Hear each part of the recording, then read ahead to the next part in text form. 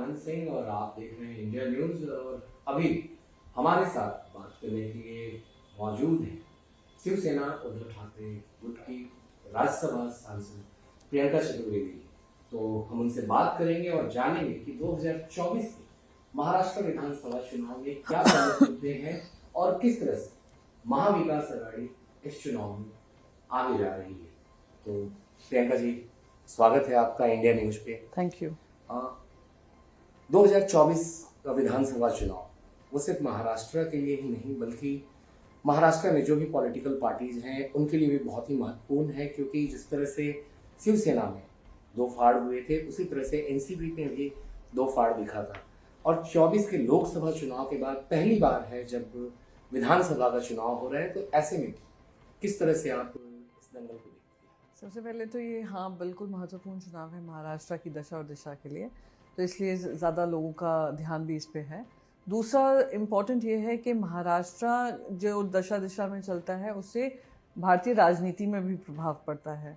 और भारतीय राजनीति में महाराष्ट्र एक एपीसेंटर बन गया जहाँ पे संविधान को दरकिनार कर कर, प्रजातंत्र के उसूलों को दरकिनार कर कर सुप्रीम कोर्ट ने भी इसका संज्ञान लिया, ये कहकर कि जो हुआ गलत हुआ। जिस तरीके से पूरा शेड्यूल 10 को चीर फाड़ कर इन लोगों ने काम किया, फ्लो टेस्ट कराया गवर्नर के माध्यम से, वो गवर्नर जो गवर्नर कम और भारतीय जनता पार्टी के मेंबर ज़्यादा रहकर उन्होंने काम किया, उन पे तो ये मैं मानती हूँ ये काला धब्बा है जो अपनी पूरी ज़िंदगी में ख़त्म नहीं कर पाएंगे।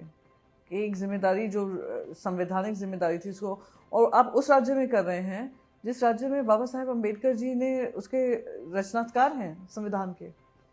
तो आप इस तरीके से आपने बेईमानी की, तो वो महाराष्ट्र की जनता ने लोकसभा में तो एक ट्रेलर दिखाया ही था। अभी मैं मानती हूँ कि आने वाले 23 तारीख को बम्पर पिक्चर महाविकास आघाड़ी के लिए रिलीज़ करेगी महाराष्ट्र की जनता अपने प्रेम और विश्वास और समर्थन के साथ। प्रियंका जी, जिस तरह से 2024 के लोकसभा चुनाव में खासतौर पे महाविकास आघाड़ी का जो प्रदर्शन रहा है, और शिवसेना की अगर हम बात करें उद्धव ठाकरे शिवसेना की, तो उनका प्रदर्शन काफ़ी बेहतर रहा। 9 सीटों पे उन्होंने जीत दर्ज की थी। तो क्या ये जो जीत का एक सफ़र है जो शिवसेना ने 2024 के लोकसभा चुनाव में शुरू किया है, तो वो फिर से हमें देखने को मिलने वाला है इस बार के विधानसभा चुनाव में? देखिए, जिस तरीके से सरकार को गिराया गया, सरकार को तोड़ा गया, एक राज्य पक्ष को तोड़ा, फिर दूसरे राज्य पक्ष को तोड़ा, तो वो जनता के बीच अच्छा नहीं संदेश गया। उद्धव साहब ने सबसे पॉपुलर चीफ मिनिस्टर रहे, among the top 5 chief ministers रहे। कोविड के कार्यकाल में जो उन्होंने काम संभाला, जिम्मेदारी संभाली, उसकी सराहना सिर्फ हम महाराष्ट्र की जनता ने नहीं की, उसकी सराहना यूनाइटेड नेशंस ने की, WHO ने की, बड़ा रिलक्टेंटली किया, पर मिनिस्ट्री ऑफ हेल्थ और फैमिली वेलफेयर ने की। एक बार उन पे आरोप लगाए जा रहे थे कि तीनों पार्टीज कैसे मिलजुल कर सरकार चलाएंगी। हमने उसका एक अच्छा जीता जागता उदाहरण दिया कि हमने जनता के बीच में किसी तरीके की कमी ना महसूस हो। उस समय पे, उस कार्यकाल में जब बिजनेसेस चौपट थे, हमने एम्प्लॉयमेंट जनरेट किया। हमने डावोस में जाकर करीब 8 lakh crore worth of MOU sign किए। ये हमारी उपलब्धि थी। हमने कर्ज माफ़ी की, ये हमारी उपलब्धि थी। पर हमने ऐसे 100-200 करोड़ खर्च करके प्रचार नहीं किया कि वो 100-200 करोड़ भी जनता के मेहनत का पैसा है। हमने जो काम किया, कम बोला काम बोला। और ये लोग जो कर रहे हैं, ये लोग सिर्फ मक्कारी से, गद्दारी से ये अपनी सरकार चला रहे हैं। तो हाँ, मुझे पूरा यकीन है कि हम जब हमारी पार्टी में स्प्लिट हुआ, हमारी पार्टी चिन्ह हमसे लिया गया, पार्टी का नाम हमसे लिया गया, हमारे पास 6 MPs रह गए थे, हम 9 MPs नए सिंबल पे, नए नाम से हम जीत कर आए हैं। वो लोग जो इनके साथ 13 थे वो 7 पे रह गए, जो ये गद्दार सेना है। दूसरा, भारतीय जनता पार्टी जिसने ये पूरे षड्यंत्र रचा, वो 23 MPs थे, वो आज 9 पे के बराबर रह गए, जो हमारे बराबर रह गए। तो जनता ने हमें प्रेम, विश्वास और सहमति, सहानुभूति, प्रेम, भरोसा जताया कि हमारे लिए जनता सबसे ऊपर है, महाराष्ट्र सबसे ऊपर है, इसलिए उन्हें हमें भरोसा करके हमें दिया है। तो हमें पूरा यकीन है कि आने वाले समय में विधानसभा में भी हम बेहतर प्रदर्शन करेंगे और फिर से महाविकास आघाड़ी की सरकार बनेंगे। महाविकास आघाड़ी जहां आपकी लगातार मुद्दों पे बात कर रही है, वो कहती है कि हम रोजगार का मुद्दा उठाएंगे, हम महिला सुरक्षा का मुद्दा उठाएंगे और बाकी तमाम चीजें हैं। मगर वहीं महाराष्ट्र में भी अब पोस्टर दिखने लगे हैं कि बटोगे तो कटोगे। फिर वहीं उत्तर भारतीयों ने भी एक पोस्टर लगाई जिसमें उन्होंने कहा कि बटोगे तो पिटोगे, 2008 की यादें ताजा कराते हुए। तो इस तरह की राजनीति पे आप क्या सोचती हैं? मैं सोचती हूँ कि ये वही ब्रिटिशर्स जो थे ना, ब्रिटिशर्स की वंशज हैं ये लोग। उनकी जो धरोहर थी डिवाइड एंड रूल की, उसके legacy carriers Bharatiya Janata party है। बांटेंगे तो किसने बांटा? आज मराठा बनाम ओबीसी किसने किया? मराठाओं पे लाठीचार्ज किसने किया? आज एसटी बनाम धंगर किसने किया? हिंदू बनाम मुसलमान किसने किया? महाराष्ट्र में इन्हीं ने किया। इनको लगता है बांटेंगे तो विपक्ष के वोट काटेंगे और सत्ता में आकर सत्ता का मौज लेकर जनता को लूटेंगे। इसलिए ये अपना वो जो, जैसे मैंने कहा कि ब्रिटिशर्स ने तो डिवाइड एंड रूल किया, वो ये लोग ये काम धरोहर लेकर जा रहे हैं। ये लोग तो ब्रिटिशर्स की वंशज, मैं कहूँगी कि वो उस विचारधारा के वंशज हैं।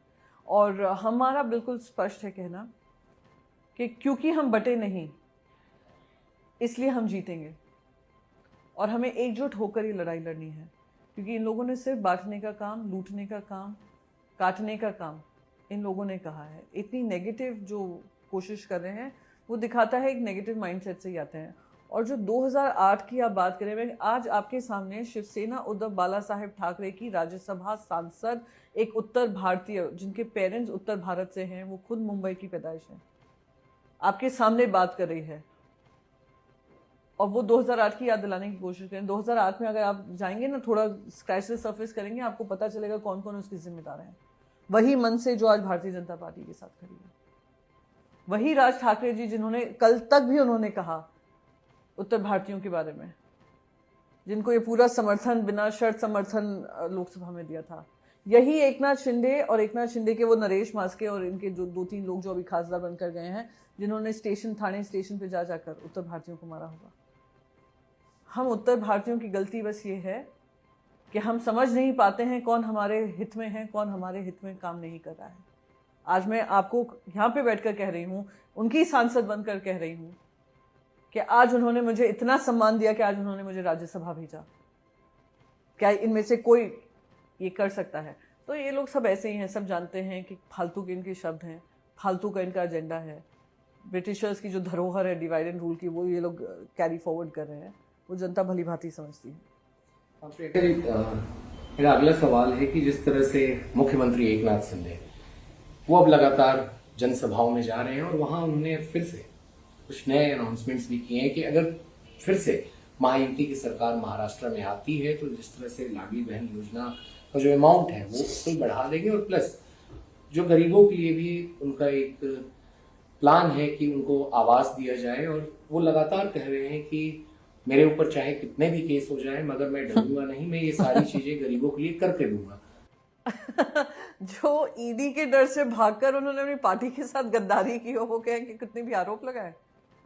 कौन नहीं जानता है कि उनके पीए को अरेस्ट कर लिया था, वो जानते थे अगला अरेस्ट उनका होने वाला है।